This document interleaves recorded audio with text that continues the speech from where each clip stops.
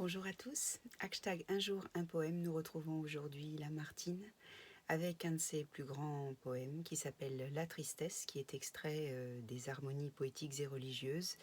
Lamartine sur lequel je ne reviens pas puisque je l'ai déjà présenté plusieurs fois, un des soleils levants du romantisme qui ouvre le siècle avec les grands thèmes fondateurs de ce grand mouvement littéraire qui va donc animer tout le 19e siècle en se métamorphosant. On passe des soleils levants au soleil flamboyant, puis au soleil couchant.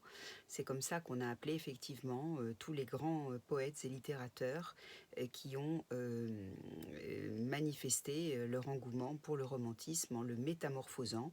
Il devient le naturalisme, le supranaturalisme, le réalisme, voilà, et plus tard le symbolisme, même au XXe, en débordant sur le XXe.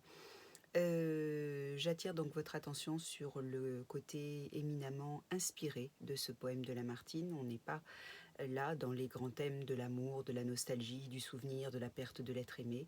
Vous allez voir que c'est un poème qui interroge Dieu, qui interroge le ciel, la place de l'homme, du poète. Et j'espère que ça vous plaira autant que les autres poèmes de Lamartine qui sont eux-mêmes aussi magnifiques. La tristesse. L'âme triste est pareille au doux ciel de la nuit, quand l'astre qui sommeille de la voûte vermeille a fait tomber le bruit. Plus pur et plus sonore, on y voit sur ses pas 1000 étoiles éclore, qu'à l'éclatante aurore on n'y soupçonnait pas. Des îles de lumière plus brillantes qu'ici, et des mondes derrière, et des flots de poussière qui sont mondes aussi. On entend dans l'espace les chœurs mystérieux, ou du ciel qui rend grâce, ou de l'ange qui passe, ou de l'homme pieux. Et pures étincelles de nos âmes de feu, les prières mortelles, sur leurs brûlantes ailes, nous soulèvent un peu.